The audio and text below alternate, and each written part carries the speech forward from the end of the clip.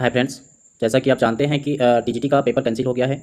वो जुलाई में होने वाला है। तो आप आशा करोगे कि ये पेपर का डेट और के चक्कर में नहीं पड़ोगे, अपना पढ़ाई शुरू करोगे। ठीक है, पढ़ाई शुरू करने का तात्पर्य है कि जो आप अगर हिस्ट्री का देना चाहते हैं तो एनसीएंट के लिए सौरभ चौबे की बुक है और मेडाइवल के लिए सौरभ चौबे की बुक है।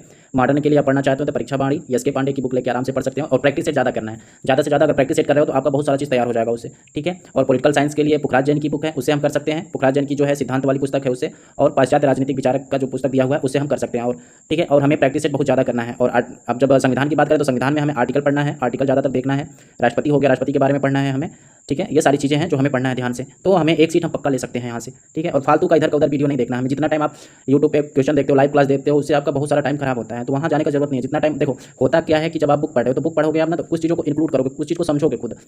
और यूट्यूब से क्या होता है कि जब तक आप पढ़ रहे हो ना तो आपको लगता है कि ये चीज़ें हमें सब आ रही हैं, सब आ रही हैं, लेकिन जैसे ही आप यूट्यूब बंद करोगे, रील्स उस देखने लगते हो, तो सारी चीज़ें वो बाद में बोलने लगती हैं। वो क्योंकि आप तो पढ़ नहीं रहे हो, जो सामने वाला बोल रहा है उसका सुन रहे हो, फिर रिवीजन कर नहीं रहे हो। आप अगर बुक पढ़ रहे हो ना तो वो चीज़ें धीरे धीरे पढ़ते हो, तो वो चीज़ें माइंड में आती हैं, और जब आप क्वेश्चन देखने जाते हो, पेपर देने, तो वो चीज़ें याद आ जाती है, उस समय रिकॉल करते हो तो याद आ जाती है और आपका आंसर हो जाता है। तो इस तरह से यूट्यूब के चक्कर में ना पड़े, सेल्फ स्टडी पे ध्यान दें।